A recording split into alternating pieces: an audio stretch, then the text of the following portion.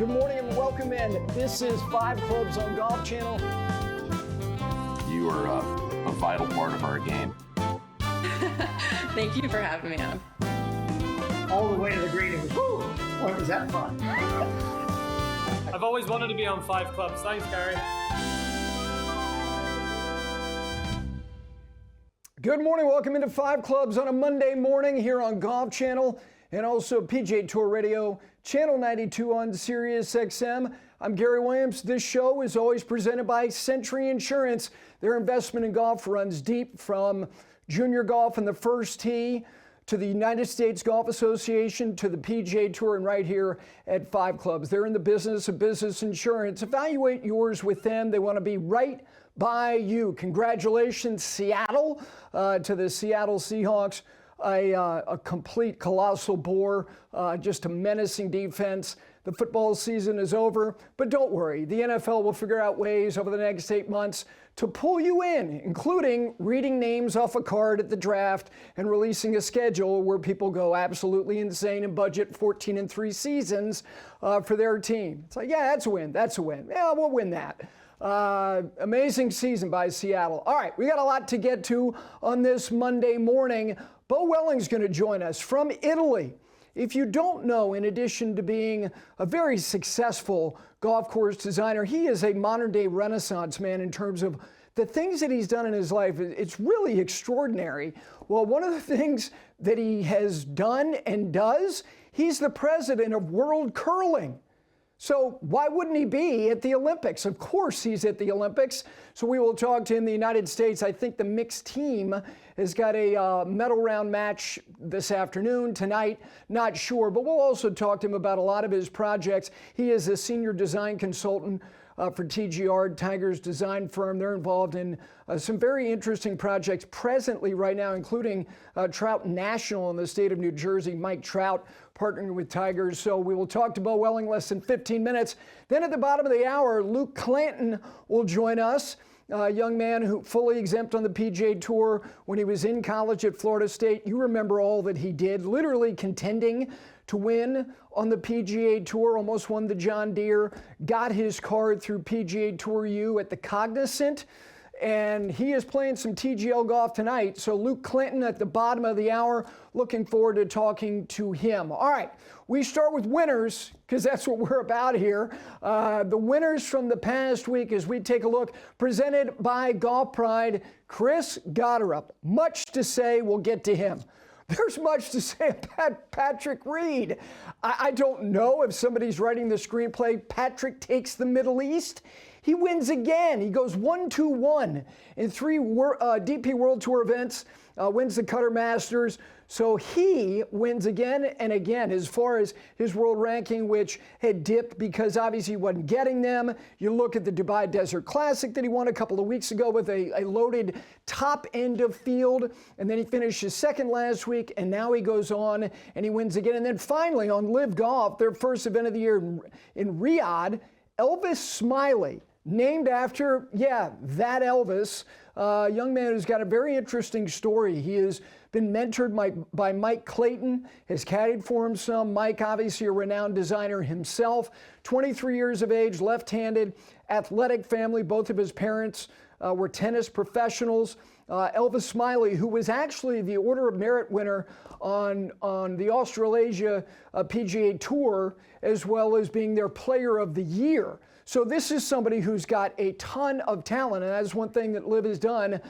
They certainly have gotten some young people, Caleb Surratt being another, Michael De La Sasso being another, and Elvis Smiley being another one. And I could add a few more, Tom McKibben, David Puig. They got some very good young talent. Speaking of good young talent, when you look at this leaderboard, final leaderboard for the WM Phoenix Open, the 26-year-old, by way of Little Silver, New Jersey, he wins in a playoff over Hideki Matsuyama. Hideki, he didn't just drive it poorly yesterday. He drove it horrifically all 4 days, and because he's such a great chipper of the golf ball and he had a good putting week, he got to the 18th tee bogey-free yesterday. If you watched every shot without commentary, would you have said, okay, I'm just trying to get my bearings here? He probably shot 4 over.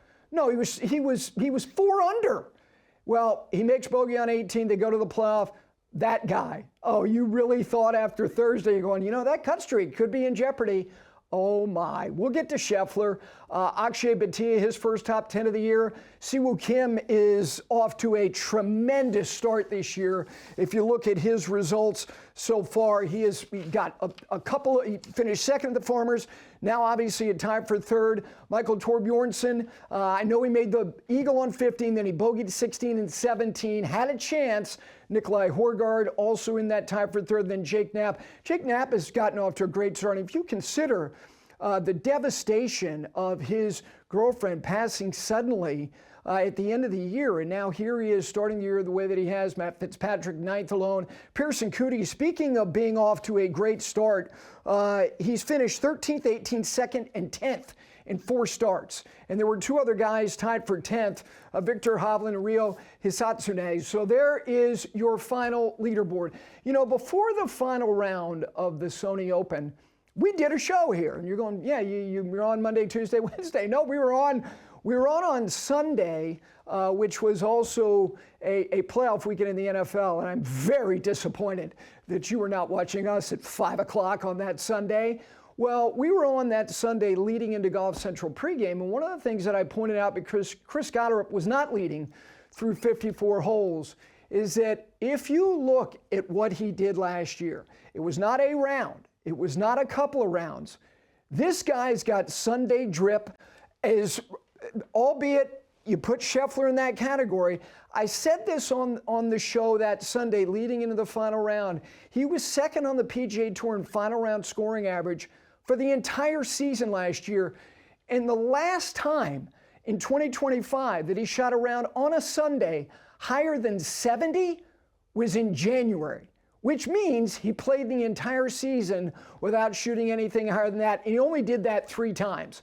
And then if you consider what he did in July, and if you look at what he's done in terms of his world ranking ascendancy, not to mention the 4 wins since the beginning of 2024 puts him tied for third for the most wins on the PGA Tour. Scotty with the bushel full, he's got 10, Rory's got 5, and that guy's got 4.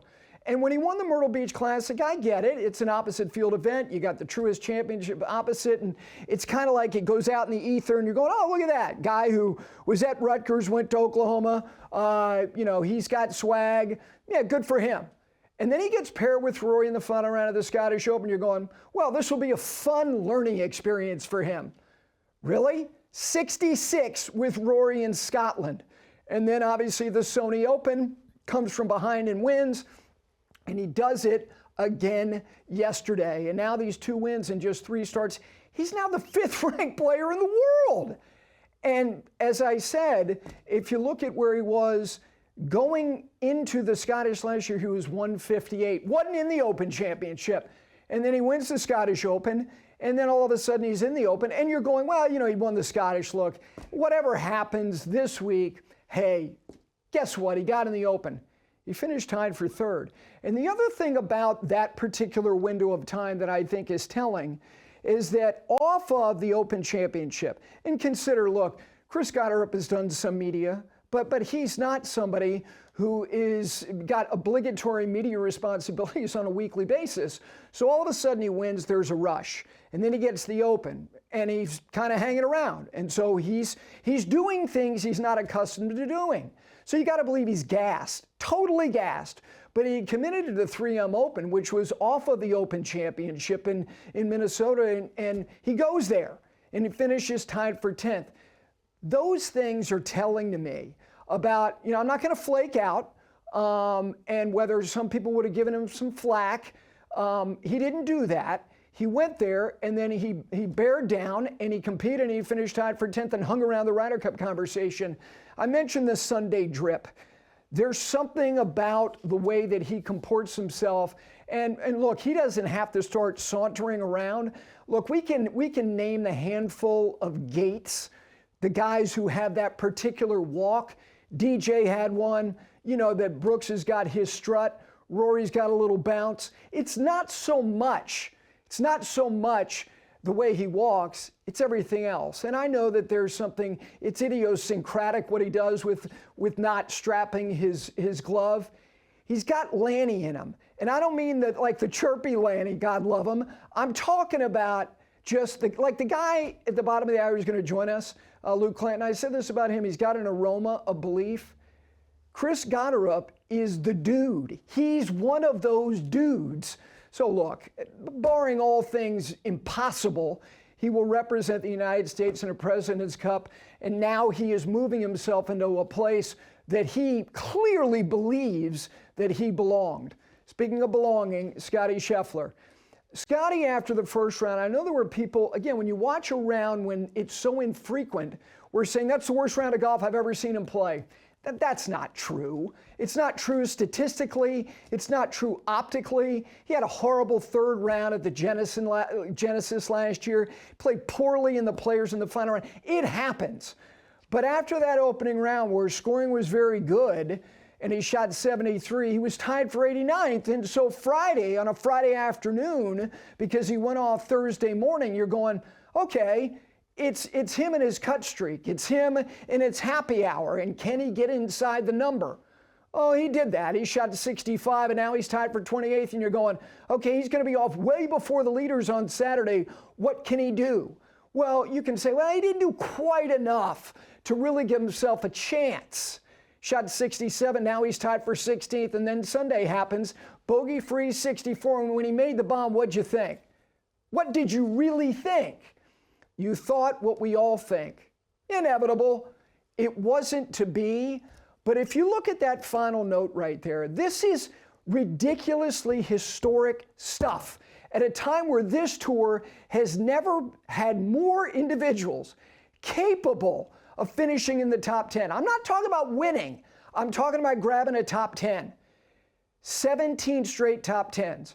That streak, the last guy to do that, Billy Casper. And you're going, yeah, he was like me in the big three. When did he play? That was over 60 years ago. More than 60 years ago. Respectfully, there weren't as many guys in those fields who could finish in the top 10. Now, the top of the food chain, hombres. But overall depth, not there. Remarkable. And it's why when the best are the most focused, most committed, no days off, no shots off, no rounds off, that's why they are distinctly different than everybody else. All right, we take our first break. When we continue, I said he's a renaissance man. I mean, he really is. The stuff the guy's done is inspiring. He is a golf course designer. He is the president of World Curling. He is Beau Welling. He's going to join me in a couple of minutes. Then bottom of the hour, Luke Clanton. Obviously, TGL tonight. He broke out at the Golf Channel games at the end of the year. He's got swag too. Good to have you with us. Monday edition here. 5 Clubs live on Golf Channel, also PGA Tour Radio, Channel 92, Sirius XM. Great to have you with us. Back after this.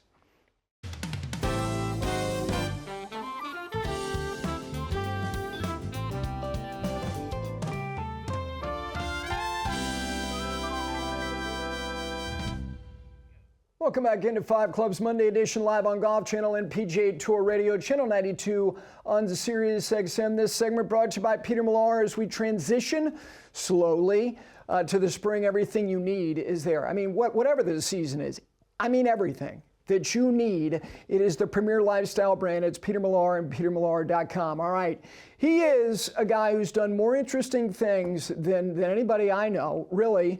Went to Brown, studied Irish drama at Trinity College in Dublin, investment banking. He is the president of World Curling. He's also a very accomplished golf course designer. He joins us now from Italy because we've got a medal match coming up, mixed team. Beau Welling, good morning, my friend. Good afternoon. It's middle of the afternoon over there in Italy. How you doing? I'm fantastic, Gary. I am just having a dream over here. This place, we're in Cortina up in the Dolomites, and it is just absolutely magical and so special to be here. I just keep pinching myself. I'm so excited. Magical country. I've been lucky enough to be in northern Italy. It really is amazing. Before we get into the golf stuff, I mentioned all of the interesting lanes that you've chosen. You've had the guts to pivot in your life. The curling thing, you were in your studio here and you were explaining kind of background on it. You're the 11th overall president in the history of world curling, the second one from the United States. Give everybody a little update as far as this mixed team medal match tonight, and then kind of the balance of the schedule for curling during the Olympics. Sure. So we have three competitions of curling in the Olympics. So there's mixed doubles, which is what's going on right now. And then we have the traditional game of four-person men's and four-person women's, which will start after the mixed doubles concludes. So we have 10 countries in each competition. And so we're now down to 4 in the mixed doubles. We play a round robin. Everybody's played everybody. And so the 4 teams in the playoffs will be Great Britain, Italy, the United States, and Sweden. So we have those semifinal matches tonight, and then the medals will be awarded tomorrow with a gold medal match and a bronze medal match. You know, Beau, when I don't know anything about curling other than it's fascinating to watch it, but there's uniformity. You know when you're getting ready to compete. Okay, here it is. Golf, there's nothing uniform about the landscape. There's an imagination associated with it. Golf has become very data-driven. I'm just curious, is curling adopted a lot of data like all these other sports have? Yeah, absolutely. So, you know, it's a game, it's an ancient game, and I sort of joked that it's sort of a cousin to golf. And in some ways, it's like team putting. And while the conditions of the ice are consistent, it evolves as the game goes on, and with the sweeping activity as the temperature changes in the arena. And so reading the ice, just as you would read a green, becomes a big part of the game. But but at the same time, it's also like chess, it's sort of a game theory situation in that you're playing against an opponent. And it's, in fact, some people call it like chess on ice. And so in terms of your question about data, there's an incredible amount of data about strategy and game theory and gameplay, about what are the best tactics, and as well as performance related data, you know, about the effectiveness of sweeping and these kinds of things. So just like all sports, it's also very much leaned into the collection of data and analyzing that to optimize performance. You know, Beau, when you were in the studio, one of the things we talked about was, you know, just all of the new golf courses that were being built, and you were not hesitant saying, look, this is sustainable. I think it will continue. I'm just curious, you know, there's private investment in all these projects, which to me is almost like an individual appetite, and then there's overall demand. Are both of those things, do you think, still tracking to where we're just going to keep doing this? In terms of golf, yes. Yeah. I mean, I think I've still got my curling brain on. So yeah, I think in terms of golf, I think we've seen a fundamental change, sort of post-COVID, about how people are orienting to time and sort of work balance. Like, I'm not a believer that office is dead, but I do think it's going to remain more flexible. And I think that's going to behoove things like golf, like recreation, like travel and resort. So I think it's this demand is fundamentally different going forward than maybe it has been historically. Will it keep the same pace it's been? Like, who knows? But I do think it's a very different. And I think the game's also become so much more accessible. And you know, if you look at some of the National Golf Foundation data, you know, you'll see that the one that always jumps out to me is the junior participation rate. Yep. And the fact that girls are participating at 2 times what they were 20 years ago, and non-Caucasians are participating at 5.5 times what they were 20 years ago. So that's, to me, like a fundamental shift, and both of those numbers are much greater than the percentages in the total population. So I think we have a wave of new people coming into golf, as well as just this increased interest in golf. So you know, I think that demand is going to stay. You know, I was mentioning, as a senior design consultant with Tiger, and some of these high-profile projects you're doing, the Project Marcella in Utah, obviously Blue Jack, that additional golf course, and then you have Trout National. And I've never heard Tiger talk about historic designers or golf courses or holes. Does he have people that he has an affinity for historically on the design side?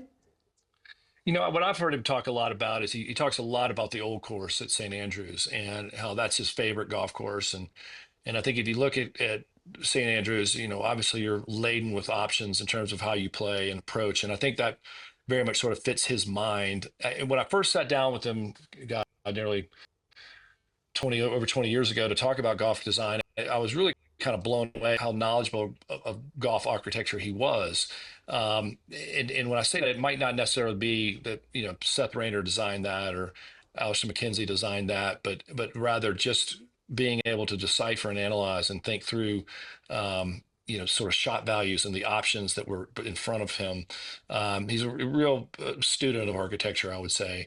But the golf courses I hear him talk about the most would be Alistair McKenzie golf courses. He talks about Augusta often. He talks about Royal Melbourne.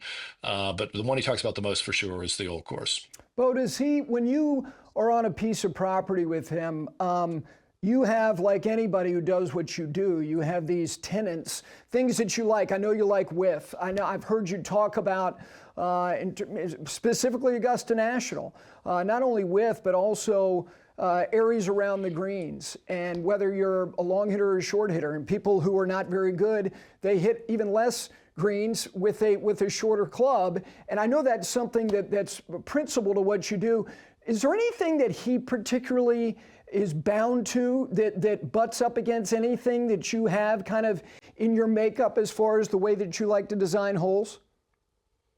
Yeah, I think for me personally, there are many things I sort of personally believe about golf design and what it should be, but the one we talk about a lot is playability, which is a word that gets overused. But to me, Dr. McKenzie summarized it as the best, and that is surely the greatest golf course is the one that provides the greatest pleasure to the greatest number of people. And so with my practice, like we're very much trying to do is create a situation that everyone enjoys playing, regardless of skill level. And that's easier to say than it is to do, because those golfers want different things. A good player wants to be challenged and tested. They don't want it to be easy. A not so good player wants to feel like they have a chance. They don't want to feel like it's impossible. And those are two really different concepts. And so just as you asked in curling about data, like we're super into data in golf design, and we look at why does one golfer outperform another golfer. And one of the things you start to realize is that a good golfer tends to hit greens. A not so good golfer rarely hits greens in regulation. And so what happens on a green disproportionately affects a good golfer than it does a lesser golfer. And what happens short of a green disproportionately affects that lesser golfer. And one of the statistics I like to track is if you look at the successful shot of someone hitting the green, whether it's in regulation or not, low handicaps, that average distance over all their rounds per year, their average distance is very long. But a higher handicapper, their average distance is very short. They just are not successful with long shots. And so once you start to think through all of that, that's to me how you kind of unlock this. How do you make it challenging for the good player and fun for everybody else? So one of the reasons I think Tiger Woods likes links golf is that there's so many options, but then what he talks about a lot is this idea of using the ground as your friend. And so not necessarily an over-reliance on sand as a hazard, but rather contour and what happens on the ground.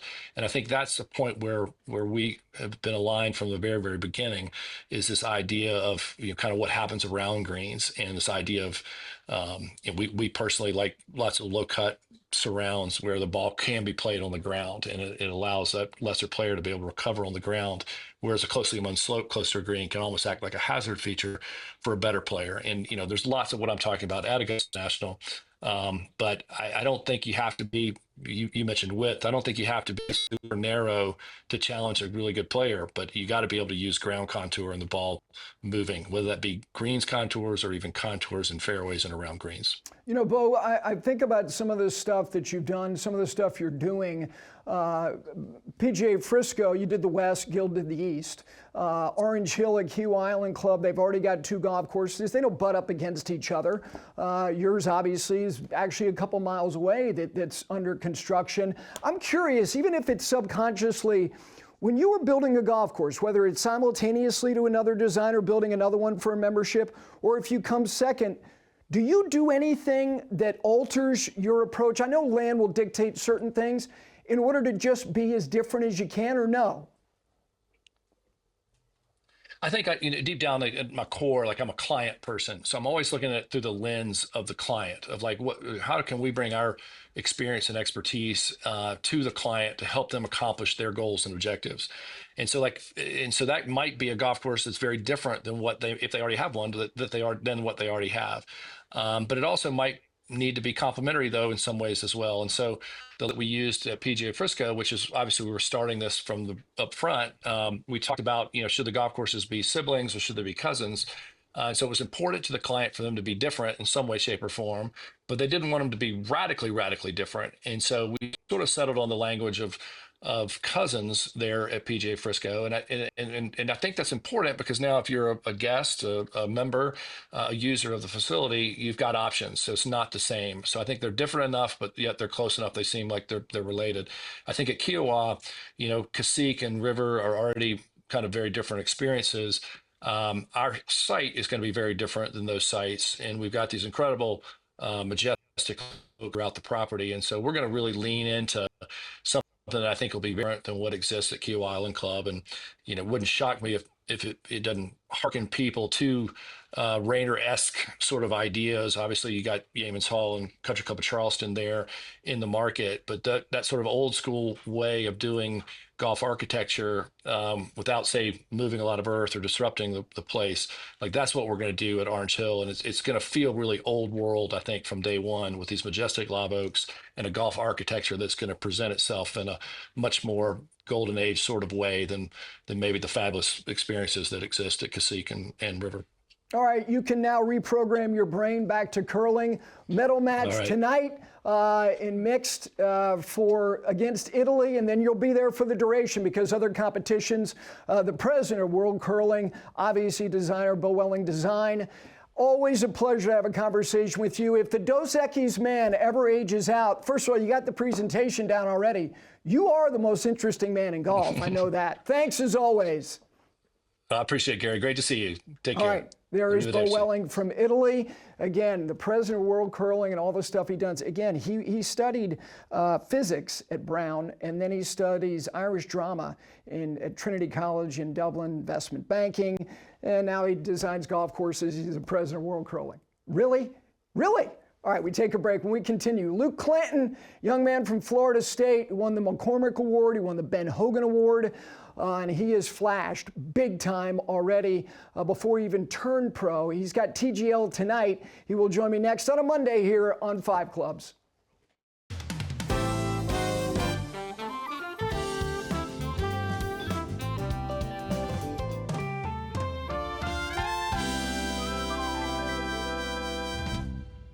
Back on a Monday on 5 Clubs, live on Golf Channel and PGA Tour Radio Channel 92. That is Sirius XM. This segment brought to you by Century Insurance. Business insurance is what they do. Evaluate yours with them. They want to be right by you. All right, he joins me now on a Monday morning. He's going to play some indoor golf tonight, 7 o'clock TGL. Luke Clanton, he won the McCormick Award. He's the top amateur in the game of golf a couple of years ago. Also won the Ben Hogan Award. And as you know, through PGA Tour U at the Cognizant Classic, got his fully exempt PGA Tour card. My friend, good morning. How you doing? I'm doing great. I'm so excited to be here on a nice early Monday morning. It's perfect. Look, Monday media is such a treat for you guys. I know it's the first thing you want to do. I know you didn't play this past week, but thanks for taking a few minutes. When you were having all these great finishes in tour events, I was coming on there and I'm like, you look at people and you go, they've got an aroma of belief. And sometimes that's overreading body language. I'm curious, were you a confident kid? Like 10, 11? Did you like, yeah, I can do this? And I'm not just talking golf, like anything. Were you a confident little kid? You know what? I'm going to give it to my mom and dad and my sisters. I think our whole entire family was so competitive all the time. No matter what we did, we kind of made it a challenge. So it was just one of those things where I wasn't confident, but I knew that if I tried hard enough, I could get it done. So if I had to train harder and harder and harder every single day for golf, I knew I can do it. And to me, I think the process of becoming good is even better than just becoming good. So I don't know. That's kind of the way I look at it. And obviously I'm very competitive in everything I do, but I try to keep it as humble as I can as well. We are people who cover sports. They compare athletes, and a lot of it is stylistically. It might be personality driven, and I struggle with comparison because I think it can be detrimental. But golf, you're right next to your opponents. You have conversations with them. You become friends with them. Have you ever been guilty of comparing yourself to, especially at the college level? You guys all know each other. You're on teams together. You ever had any challenges comparing yourself to other people? A lot of people try to compare me to other people, but I'm very good at just staying to myself. I have 3 things that I believe in, and those 3 things I believe in all my heart and everything I do. So it's one of those things where, no, I love what I do. I know who I am, and I know how hard I train. I know what I can get done and do. And, if people want to compare me to people, it's okay, but I'm my own person. It's pretty simple. When you were in pursuit, and it became a really good storyline because of all the great finishes that you had, all of a sudden you're racking up these points through the PGA Tour U system. In the Waste Management Phoenix Open, like I've talked to a lot of guys, and I'm like, how often do you think you've hit live shots on television? Guys who've played for years on tour, and they're like, I don't know, probably not many. They're showing shots of yours because there's a gravity to what you were trying to do, and you didn't right then. Then you go to the Cognizant, you do it. Was your approach coming down the stretch?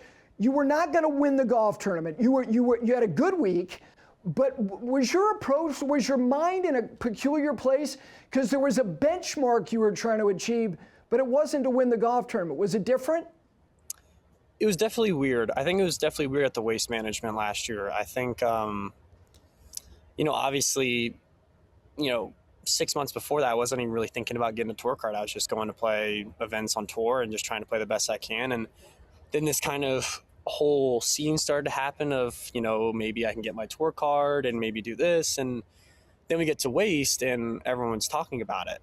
And I was like, oh, okay, this is pretty big. All right. And then I remember getting up to hole 16 and I couldn't even hear my caddy. It was the most craziest scene I've ever been in my life. And I remember I couldn't even stand still. I had to just get up and hit the golf shot. I was like, I have to just hit it. I can't, this is brutal. But no, I think, and then heading into Cognizant, I think I had one of those weeks, I remember on Wednesday night, I was kind of sitting in my bed and praying and just saying, hey, I don't care if I get my tour card or don't get my tour card. I know that no matter what happens, I have the people behind me that support and what I do. And, it's easier said than done, obviously, because you want to get your tour card, but I knew no matter what happened, I'd be fine. And I think that's something that I struggle with, and I think a lot of golfers struggle with as well. It's kind of being okay with the mistakes and everything, and because we're such a perfectionist. It was just incredible. That whole scene with all my family, friends, everyone down there, it was pretty cool. So when you make the transition, there are certain things, look, with respect to people you're going to work with, picking a caddy, which is a great story by itself, by happenstance at the North-South. And then I know Joe Russo, your trainer, it's like, okay, you got to start eating some food. Not 3 meals a day, never stop eating food. Now, I know when you play golf, and there's plenty of food where you play golf. It's the buffet is 24 hours a day. How is that? When you're trying to go from 162, 165 to 180? Yeah, I was so pretty skinny when the summer ended. I weighed about 158 pounds, and my coach, Jeff Leishman, looked at me and he was like, hey, Luke, you're looking a little skinny. And I was like, oh, appreciate it, man. That's great to know. But then, I was talking to my trainer, Joe, obviously, and I was like, hey, I'm just going to eat a lot of food. I try to eat clean and gain weight, gain 2 pounds. And I was like, screw this. I'm just going to eat as much as I can. Donuts to everything you can imagine. It was not clean, not pretty, but I went from 158 to 180. And wow. I felt like I was a bowling ball walking down the fairways. So I was like, okay, let's slow it down a little bit. I lost a couple pounds. So I'm at 170, 169 right now. And I feel like if I can gradually just put on muscle and gain a few pounds here and there, it'd be a lot better. But it's definitely fun eating whatever you want, because I had a great time doing that. No doubt about that. No, there really is nothing more joyful than eating whatever you want. I mean, seriously, there's very few things better. TGL, when you played in the Golf Channel games at the end of the year, that's a TV show. That's a sizzle reel. It's intended to be that way. And I think that certain players, look, you're around Rory, you're around Scotty, a lot of big name players, but you stood out. And I'm just wondering, the environment itself, how is that, why is that comfortable to you? Because you seem very comfortable. Yeah, I was, obviously I was a little bit nervous, I'm not going to lie to you, but I remember the long drive competition, we were warming up before it, and I was like with Sam Burns, and we were ripping drives, and I was like, gosh, man, I'm pumped, I'm ready to go. And then they're like, okay, Luke, you're going last. And I was like, what? I was like, I had to wait like 20 minutes. I just warmed up. So I was like, shoot, I'm just watching all these guys hit golf balls, and I'm like sitting there, and I'm like, damn, dude, like no one's missing a golf shot. So I was like, I got to make sure I hit this good when I get up there. And then they put me against Luke Donald, and obviously Luke is like one of the people I used to watch growing up. Like I loved Luke Donald's short game and putting. I mean, gosh, what a bunker player as well. And remember he stepped up there and he hit a couple drives, and then like I stepped up there and I almost felt a little bit bad, like not to be rude, but like, well, he's in the wrong weight class. I didn't want to be that guy and start hitting drives 330 over him. I felt a little bad, but no, once the first drive connected and it went straight, and I was like, okay, I'm good. All right, let's go. And I kept teeing it down and just kept going. I mean, again, I kind of keep trying to say it's just, I love the pressure of it. I think obviously no matter the outcome, no matter if I do it well or do it bad, the pressure is something that I think every golfer looks forward to. And I think that's something that, I don't like to shy away from. I like to kind of be in that moment. And if it doesn't go my way, it doesn't go my way. That's just how it works. The TGL environment it's different. It's indoors. And now you've got like elevated ambient sound, which does something to your adrenaline, which the byproduct of that is that you may produce even more speed. How do you harness that seriously in that environment? Yeah, I think a big thing is just enjoying it. I think a lot of people overthink it. It's just to me, it's a game of golf. It's a game at the end of the day. We're playing a game. It's not like it's life or death. So when I'm out there playing, I'm just enjoying it because again, we're hitting a little white golf ball 300 yards, and that's what I do for a living.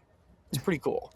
So it's, my dad used to work 3 jobs. My mom worked 2 jobs. So like seeing them do that and seeing me play golf as a living is like, okay, like I can do this. My dad worked from 4 a.m. till 9 p.m. If I can play golf, I can do that. So it's been really cool to kind of add that perspective, especially mom and dad. And yeah, it's just the way I look at it. Where you're living now, if I threw a blanket in any direction, it might land on 3 of the top 10 players in the world.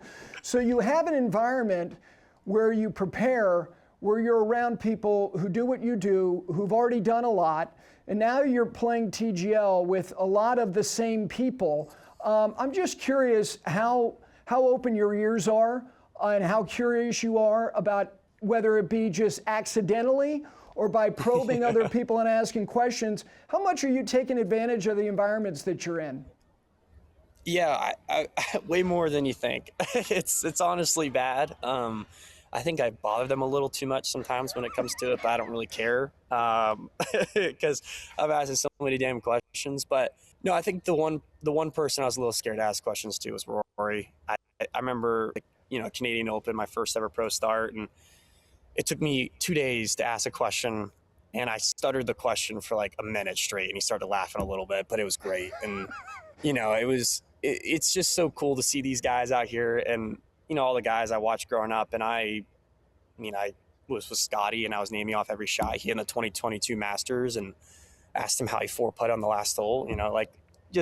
Fun questions, but also questions about the mental side of it. I think we all have different golf swings. We all have different ways we move with the golf ball. We all hit different golf shots. I think the same thing, though, for everyone is mental. And I think the way that Rory does it and the way that Scotty does it is in ways, but the same way. That makes sense. It's kind of confusing to say it, but it's just kind of cool to see the way that they go through their shots, go through their momentum, and go through their routines. Like their routine stays exactly the same.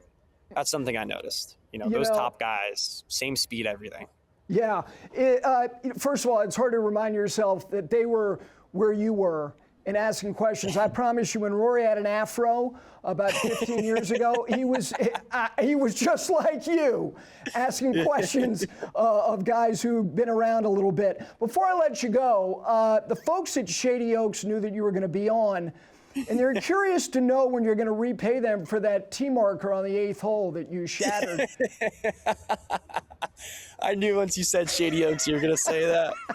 Oh, man. I think that was hole 8 out there, too. I just said the 8th hole. Now, that was not in anger. Yeah. That was just to give people an understanding. That was not in anger. You teed up very close to the marker. It was a little bit of stupidity. I was trying to hit a big old high fade, and I was like, you know what? I'm going to tee on the left side of the markers, right, to get around the tree.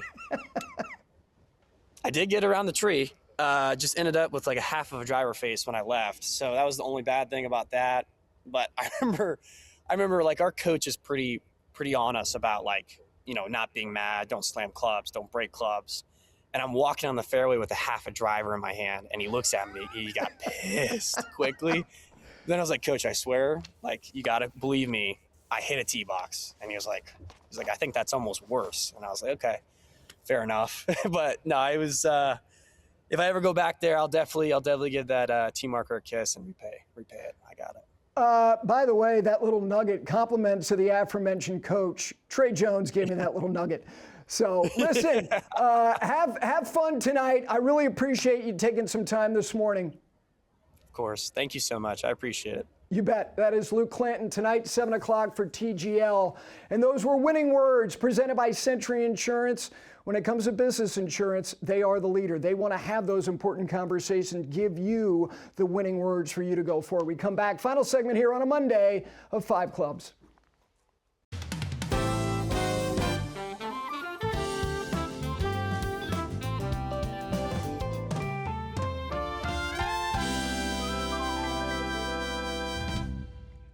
Back in last couple minutes here on a Monday, and this segment is brought to you by Peter Millar. And I've had some people text me this morning about the turtleneck, and I get it. It's not an homage to Tim Robbins and Anchorman. If it was, I'd have the pipe. And his jacket was very musty, and it was a plaid jacket.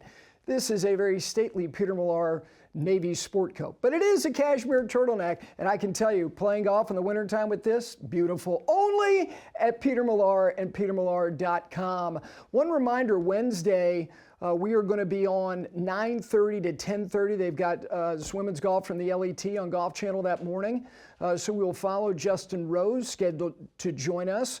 Obviously, when he won at Pebble, that was kind of like the beginning of, you know, not that he was staring into the abyss when he ended the previous year at 76 in the world, but for someone like him, that was as big of an ebb. So looking forward to talking to Justin Rose, who continues to be one of the best players in the world at 45 years of age.